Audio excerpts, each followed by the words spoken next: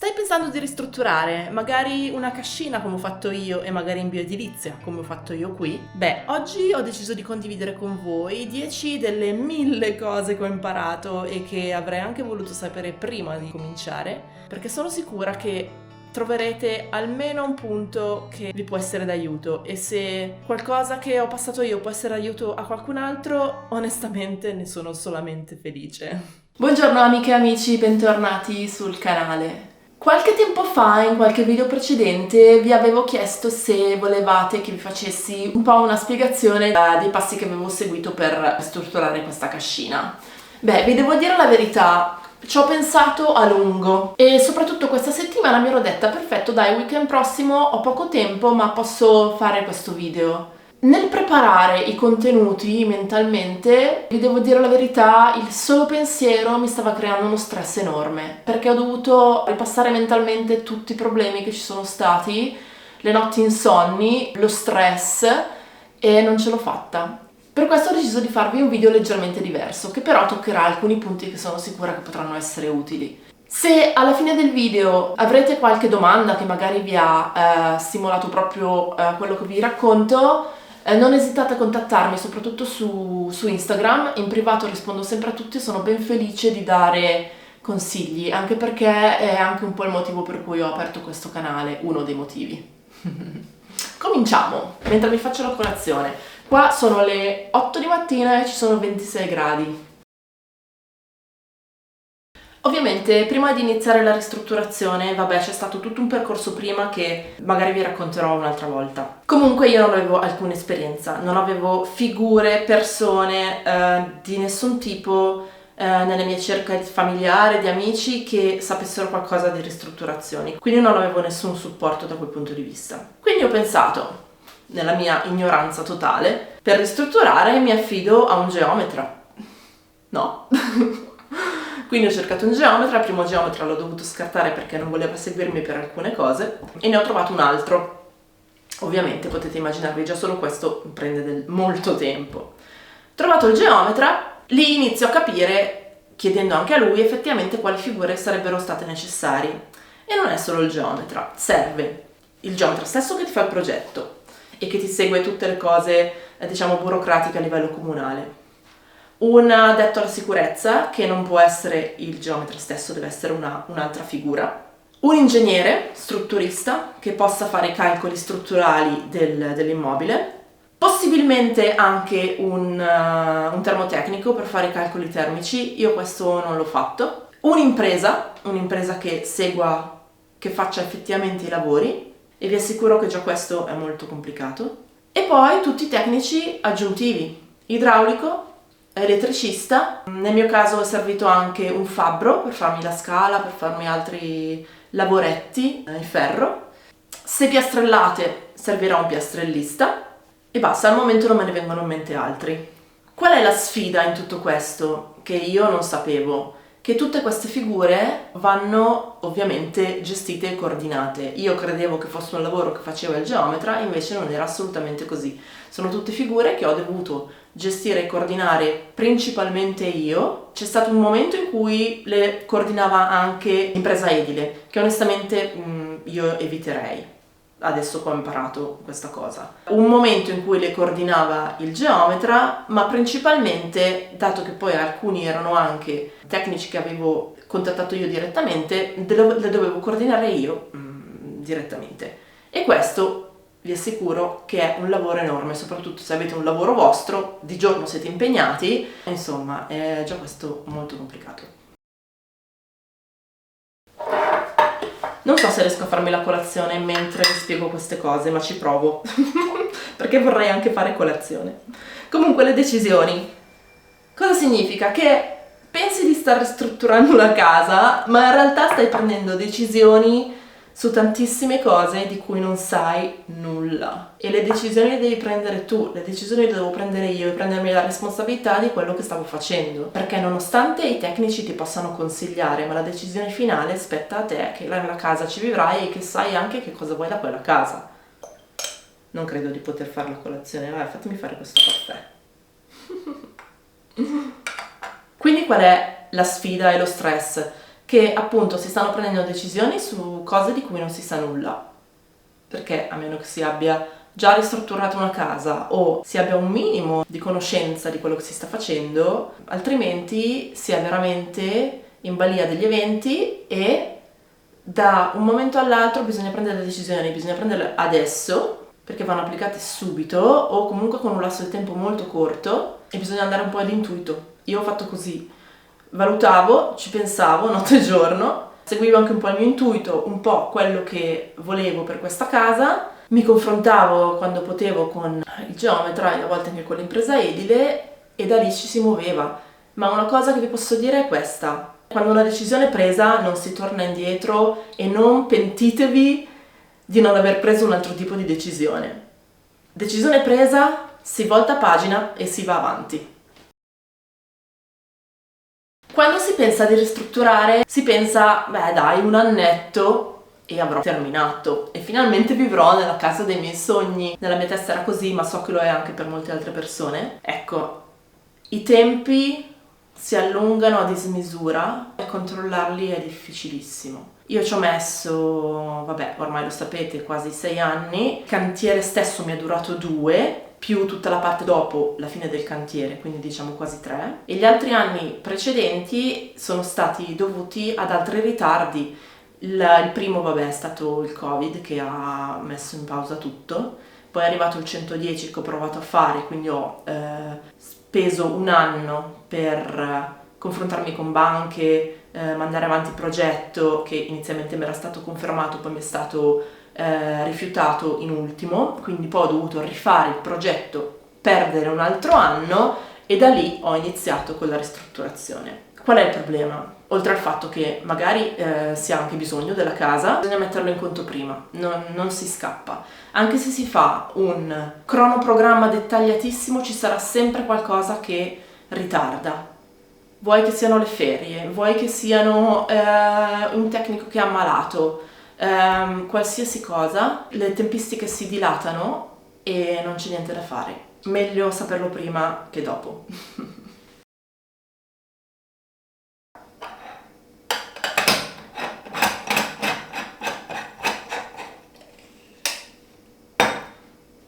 Nel mio caso ho fatto un mutuo ristrutturazione. Ho anche detto mutuo SAL. SAL significa stato avanzamento lavori. È un mutuo che funziona in questo modo: si pattuisce, dopo aver presentato un computo metrico alla banca, si pattuisce la cifra che la banca è disposta a concedervi e nel momento in cui i lavori iniziano, la banca fa una prima erogazione per poter far partire, insomma, la macchina dei lavori. E man mano che questi lavori vengono fatti bisogna richiedere un'uscita del perito della banca che esce, certifica che i lavori sono stati fatti e quindi eroga la seconda tranche e la terza, la quarta, tutte le tranche che volete richiedere, che avete bisogno di richiedere. In questo modo si può saldare le fatture dei lavori fatti. Ovviamente ogni uscita del perito si paga e si va avanti così. Non sto andando nel dettaglio, ma vi assicuro che è un meccanismo parecchio complicato e parecchio stressante. Detto così non sembra, ma anche solo il fatto di dover pagare l'uscita del tecnico, perché se si fanno 5 uscite in un cantiere ha un costo, se ne fanno 10 ovviamente un altro costo, e sono soldi che si vorrebbero non dare alla banca, giusto? Ma non è così. Altra cosa, il mutuo stato avanzamento lavori va in ammortamento solo a fine cantiere, solo nel momento in cui la banca esce, certifica che tutti i lavori sono stati fatti e dice ok, perfetto, possiamo mandare in ammortamento il mutuo. Cosa significa? Che negli anni di apertura cantiere si pagano solo gli interessi maturati sul capitale che è stato preso in prestito per pagare gli stati di avanzamento lavori. Questa è la parte che è stata più stressante per quanto mi riguarda, perché i lavori si stavano dilatando per 1000 motivi, alcuni vi li ho citati, ma ce ne sono stati tantissimi altri. Considerate che ho avuto anche un blocco cantiere di 6 mesi con tutti i ponteggi montati, semplicemente perché avevo chiesto: signori, qua abbiamo troppi extra costi, io ho bisogno che tutto sia sotto controllo, controlliamo i conti. E questo mi è costato 6 mesi di blocco lavori. Quindi cosa significa? Che più i tempi si dilatano, più interessi stiamo pagando alla banca e non sono soldi che stanno aiutando a coprire il mutuo, ma sono soldi che stiamo praticamente regalando alla banca e vi assicuro che a un certo punto questa cosa diventa uno stress enorme. Io per questa casa sognavo di utilizzare materiali naturali e bioedilizia perché comunque mi sembrava coerente con il tipo di struttura, il tipo di immobile e perché anche ci tenevo per un interesse mio personale. Ma quando ho iniziato, nonostante mi fossi informata, questi tipi di materiali erano ancora poco conosciuti, poco diffusi. Adesso sono un po' più diffusi, ma anche se onestamente credo che sia ancora difficile perseguire questo tipo di scelte. Comunque, quello che voglio dirvi io è questo. Io ho capito che sono materiali che si possono usare, sono effettivamente delle alternative ai materiali che vengono materiali più comuni che si conoscono, che soprattutto le imprese edili conoscono, ma non è facile utilizzarli. Non è facile utilizzarli semplicemente perché la maggior parte dei tecnici non li conoscono, non li sanno integrare in un computo metrico e soprattutto le aziende edili normali che si trovano nelle zone in cui abitiamo o perlomeno nella zona in cui questa cascina si trova non sanno utilizzarli. Quindi quello che ho imparato è: sono alternative possibili, sono molto difficili da integrare in una ristrutturazione. Non mi dilungo molto, è un argomento molto ampio. Io, se vi devo dire la verità, se dovessi ricominciare, probabilmente sceglierei di utilizzare materiali naturali solo per le finiture. Qua è stato proprio utilizzato tutto fin dall'inizio, fondazioni, incalce, sasso, è stato evitato il cemento il più possibile. Non lo farei più. Farei una ristrutturazione standard a livello strutturale, affidandomi a delle aziende locali, perché io per seguire materiali naturali mi sono dovuta affidare a delle aziende esterne, non di qua, e anche questo io lo sconsiglio. Così, scegliendo un'azienda locale, sono vicini, possono venire in qualsiasi momento e il cantiere è molto più, possibilmente molto più snello. E solo in ultimo, probabilmente farei le finiture in calce, in argilla e quant'altro. E darei priorità a tutto ciò che è energia. Probabilmente quindi invece di investire su materiali naturali a livello strutturale, li investirei ad esempio in dei pannelli, in delle batterie d'accumulo, non mettere il gas e cose di questo tipo.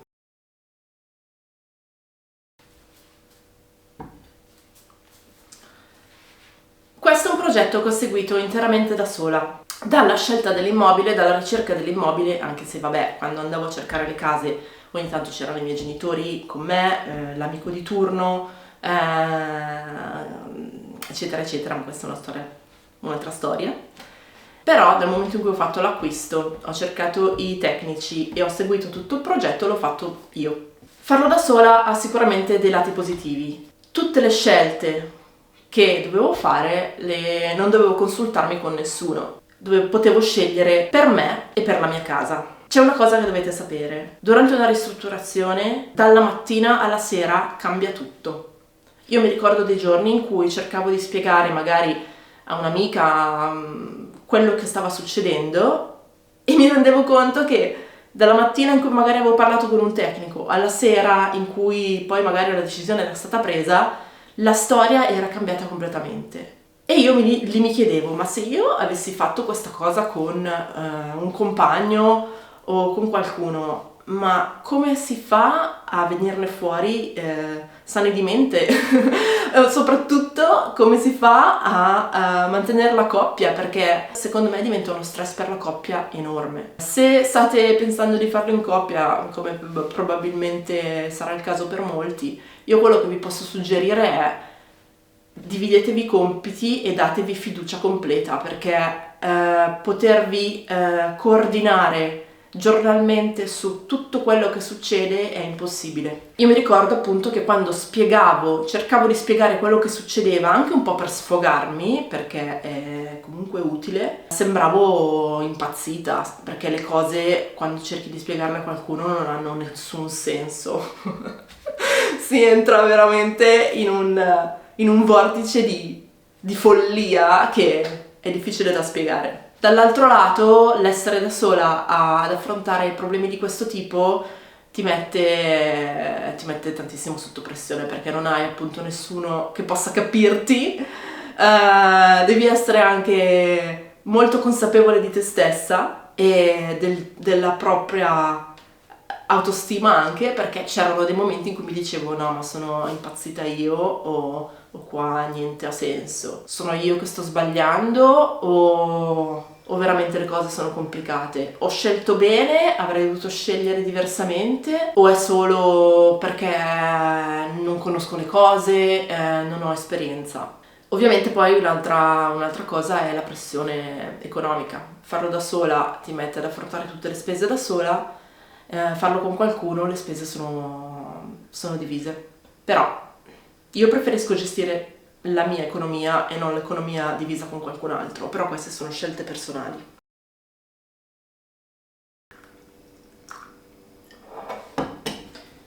Compromessi è per me un punto forse tra i più importanti, perché l'idea che ci si è fatta prima di cominciare non sarà mai quella finale.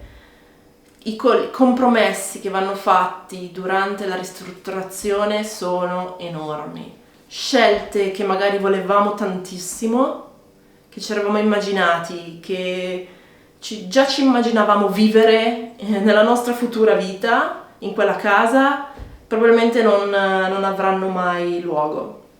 E questo bisogna accettarlo. Io in questa casa ho accettato 1.000.000 di compromessi. E alla fine comunque mi ritrovo ad avere una casa che assomiglia comunque a quello che tra virgolette mi ero immaginata, ma è sicuramente diversa. Alcuni compromessi che ho fatto sono non fare la stufa a accumulo, ho dovuto mettere il gas, non volevo metterlo, avrei voluto avere i pannelli solari, non li ho potute mettere, e altre tantissime cose che onestamente neanche più mi ricordo, e meno male. Però se siete preparati prima a scendere a compromessi e non vi fissate troppo su alcune scelte, secondo me vi evita parecchio stress. Tanto la casa sarà bella lo stesso, ve la vivrete lo stesso, ma soprattutto vi aiuterà a proseguire con i lavori. Altra cosa che ho imparato: gli errori sono inevitabili e ne succederanno tanti.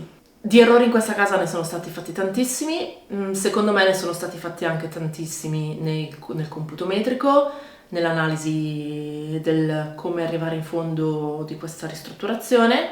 A volte mi chiedo come sia possibile che io abbia finito, perché con tutto quello che è successo ancora non me lo spiego.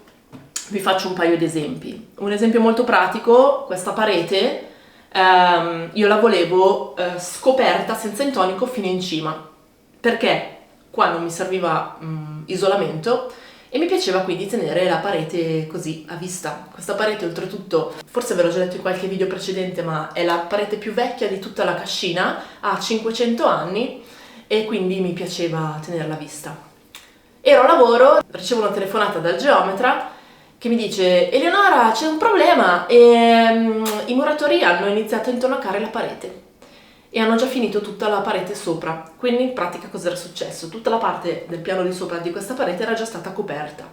Per fortuna il geometra è arrivato lì in quel momento e ha potuto fermarli, perché sennò loro me l'avrebbero coperta tutta. Il geometra lì è stato proattivo e ha fatto subito un disegno e me l'ha anche subito proposto, gliel'ho confermato subito e così è stato un po' la soluzione all'errore che è stato fatto. In quel momento ovviamente io ero furiosa perché quello che avevo chiesto non era stato eseguito, anzi. Oggi invece sono molto contenta di questo errore, perché avere tutta questa parete scoperta fino in cima sarebbe stato un lavoro enorme per poterla mettere, per poterla pulire, poi spolvera, adesso non l'ho ancora fatto, lo farò prima o poi. Altro problema che in realtà mi è successo, che è stato secondo me molto grosso, fin dall'inizio ho detto a tutti i tecnici coinvolti, che io per la banca dovevo portare il cantiere all'abitabilità.